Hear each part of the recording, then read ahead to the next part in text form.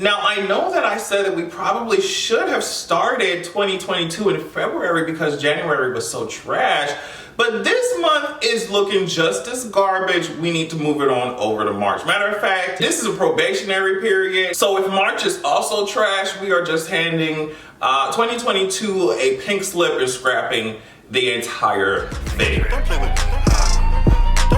Don't play with me. Don't play with me. New project alert, my new EP is entitled Disassociated. It will be out on the 11th. It'll be out on this Friday coming up. Make sure that you go through the list right here and pick which song you think is about to be your favorite. You know what I mean? If you are a patron, you have heard at least a snippet of one of these hoes. So yeah, like I said on Twitter, I'm just putting my mental instability to some beats. So y'all can twerk to it. No, but it's a little more vulnerable. It's like, you know, deals with all the depression and anxiety and all that shit that a lot of us face. This EP is meant to take you through a little journey. So hope you listen to it in order. Hope you get your life. I just want to let you know that new music is coming. It's almost here. Get your wigs ready. I just want y'all to get your life and twerk a little something. Like I said, it is vulnerable. You know, it's a little emotional, it's kind of sad. There were a couple songs I'm like, should I really put this shit out? It's like really fucking sad. But I feel like I haven't done a lot of songs like that, you know? So I said, you know, let me get into it. Let me show a different side, you know? But of course, I cannot have an album, have an EP without more than a few fucking bops. You know what I mean? More than a few fucking up-tempo, you know what I mean? So yeah, just be prepared. Real quick, since we talk about new music, Beyonce, I am definitely waiting on your new music as well, but you're doing this promotion. We already know she's doing promotion for her Ivy Heart stuff. She said, y'all better dance to this old shit while this COVID shit clears up because I want to go on tour. No, but I just want to say that she looks good. First of all, this shit looks really amazing. As soon as I saw it, it reminded me of Medusa somehow, and it just got me thinking about what the hell this next era is going to be. It's just reading into it like the Hive usually does, whatever, but it just got me thinking like, I don't know, it would be cool to see Beyonce and some shit like that, like some Greek mythology bullshit, I don't know. It's just wishful thinking. Anyway, but these other pictures, it's just, I live for this fucking Bob. What's up? You know the company V.O.B., so they call you Bob. Stop playing, nigga. Nothing on for the Bob.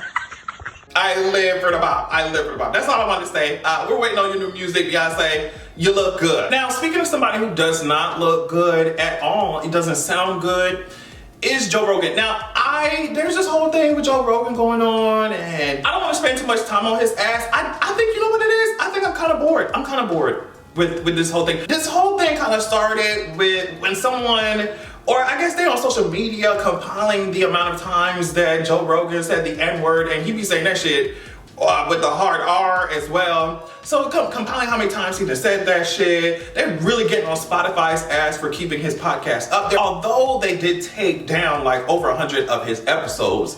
I think the CEO or whoever, spokesperson of Spotify said, hey girl, you know, we just can't jump to canceling people because I guess essentially that sets a dangerous precedent. So it's just like, I'm just bored. But I mean, like I said, I understand why he was in the news because they did, like, a lot of people are really pissed at Spotify for keeping his podcast episodes up there. And I definitely understand that shit, you know? But personally, I guess I'm just so tired. First of all, I'm tired of seeing Joe Rogan's face. I'm tired of hearing his fucking voice. I'm glad I don't have to hear his voice like that because I would actually have to click on the shit to hear his voice. You see what I'm saying? But at least while I'm scrolling on social media, I'm tired of seeing his fucking face. I'm tired of seeing his face. It's such a waste of my energy to be spending it pissed and ranting about Joe Rogan. It's like, bitch, just put him in a basket with the rest of these fucking crazy bitches and keep your ass, keep it moving. Keep it moving, you know? But yeah, I'm just bored. I'm tired of seeing people like him. All the bitches like, I just want them out of my face. And bitch, he over here talking about, oh my God, I'm apologizing. This can be a teaching moment for white people and they know not to say that word. I did not say that. I only said it years ago. And I just, you know, we can't, no matter what context, white people can't use it. I just think it's so funny when like people put out them fake ass non-apologies and then the people who don't even have the power to accept the non-apologies are accepting the shit. Oh, don't worry about it. You don't have to, it's all right. Like, they're just pressed, they're just bothered. That's the same shit that happened with Aquafina and this shit. So I guess she finally addressed. And Some people are calling it an apology, and I'm just like, y'all have never heard apologies before. y'all have never gave an apology, you never heard one. So yeah, she made this whole statement. I am not putting that bullshit up on here. I'll read some of it if I have to, if it, you know, adds to the context of what the fuck I'm saying, if I needed to. But essentially the first 2 pages of that Notes app statement that she made was just repeating shit that we already know. People, like literally, the entire 2 pages could be summed up with her saying, hey, guess what? I know that people like to steal black people's shit. That's the entire, black people suffer so much and they get their culture stolen. Oh my God, it's like, okay, we know that. I was just like skimming through that shit like, damn, bitch, like this shit don't mean shit. And then we got to this part. Okay, so I'm gonna read, I guess I am gonna read some of it. But this is the part that she said that really got me. She said, my immigrant background allowed me to carve an American identity off the movies and TV shows I watched, the children I went to public school with, and my undying love and respect for hip hop. I think as a group, Asian Americans are still trying to figure out what that journey means for them, what is correct, and where they don't belong. And I'm just like, Nora, you walking around, this is one of the main points that I have, one of the main issues that I have. It's just like, you use, that's why I said on Twitter, like you bring up this immigrant background and you're just trying to use that shit as a scapegoat, like, oh, Asian Americans, we're trying to figure out where we belong, and And for me, I'm just like, why is it that, like, it's always a caricature of like black culture that y'all jump to, that some people jump to when it's time to figure out who I am and carve my own identity. Like, you bring up this entire, oh, my immigrant background as like a scapegoat, but then you would not, why don't you go jump around in a caricature of your own fucking of your own shit? You have generational shit and cultural history to pull from in your own shit.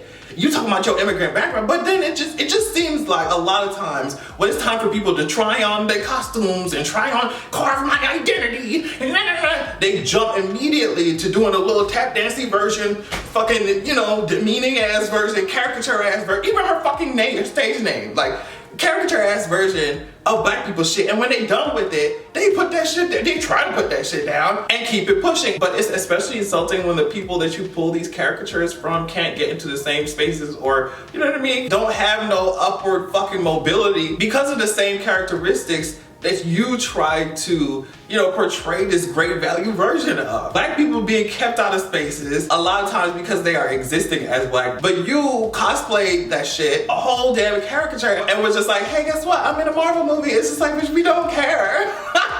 And the thing is, it's like, there was no sorry, there was no apology. No, there was the word sorry wasn't written in that shit at all. It was just an explanation of her behavior, and it's just like, okay.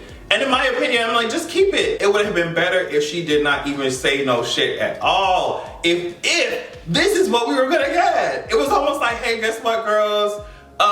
Yeah, I did that shit. I know, and I understand why y'all are pressed about it. I understand the context, but guess what? I did it. And a lot of other people do that shit to y'all shit too anyway. So I don't know why y'all are that pressed about it. I know that for sure I want to spend the rest of my career doing nothing but uplifting our communities. We do this first by failing, learning, acknowledging, hearing, and empathizing. And I will continue tirelessly to do just that. She said, we do this first by failing. You did that. Learning, you didn't do that. Acknowledging, you barely did that. Hearing, you didn't. I mean, how are you not a black person accepting her apology and saying that you don't have to apologize? And she was on Twitter liking that type of fucking shit. Okay, so you wasn't hearing either, and you wasn't empathizing, and you said you would continue tirelessly to do just that. You wasn't doing, but you wasn't doing shit. How you? Yeah, of course you're gonna be tireless. You wasn't doing shit. This couple with Tandy Newton saying, my mama looks like you. I hope you dark-skinned actresses don't think I'm really trying to steal your man and trying to steal your work, and you know what I mean? I can't help it. I'm the chosen one, and it was just like, this is Black History Month. We're tired. We're tired. Start this shit over. Start it over. We need a fucking hard reset, bitch. I don't know. Hold the power button on this month down for 5 seconds and get us back to factory settings, bitch. Get us back to default settings, bitch. We need a fucking do-over. We need a do-over. We need a do-over. Now, for this video, I was gonna see if I could do anything politics related, and then I saw this video of Joe Biden speaking to Mitch McConnell. Mitch, I don't want to hurt your reputation, but we really are friends. And that is not an epiphany we're having here at the moment. You've always done exactly what you've said. You're a man of your word, and you're a man of honor. Thank you for being my friend. And I was like, yeah, never mind. I also saw that Rudy Giuliani was a contestant on, apparently, they are filming the next season of The Masked Singer, and apparently Rudy Giuliani was revealed as a contestant on there, bitch. He took off his mask, and apparently one of the judges walked off. I think also another judge walked off. So as soon as I saw those headlines, I was just like, okay, I'm done. we already know what it's serving. I can't believe, like, they always do this shit, bitch. They have some of the most sick, fucked up human beings in politics ever, and they be dragging them while they're in office, right? But then as soon as they get out, they want to put them in a Masked Singer. Bitch, what was Sean Spicer on, bitch? Fucking Dancing with the Stars, bitch. They want to put these hoes in everything. It's like, that's how really dangerous, violent shit gets normalized in this country. Like, oh yeah, they lie to us every fucking day in office. Oh yeah, they try to bulldoze entire communities. Oh yeah, they're racist as hell. Oh yeah, they don't care about their constituents. They don't care. They actually are corrupt as hell. But it's okay. Put them on the Masked Singer. Put them on. We want to see him on Dancing with the Stars, bitch. Like, bitch, I just cannot imagine being in the audience listening to that shit. I mean, I wouldn't be in the audience for that show, no shade. But I just can't imagine listening to that shit. And then, of course, I'm sure he sounded like shit. And then he take the mask off his Rudy Giuliani. Get me off the planet. Anyway, on that note, I love y'all so much. This video is all over the place. I need to end it. Hope you guys will enjoy my EP at the end of this week. Make sure you check out my Patreon at patreon.com/AdrianExpression. New podcast episodes coming at you over there on Tuesday. Thank you so much for watching. I love you so much. And make sure that you have a good goddamn evening. Don't play with me.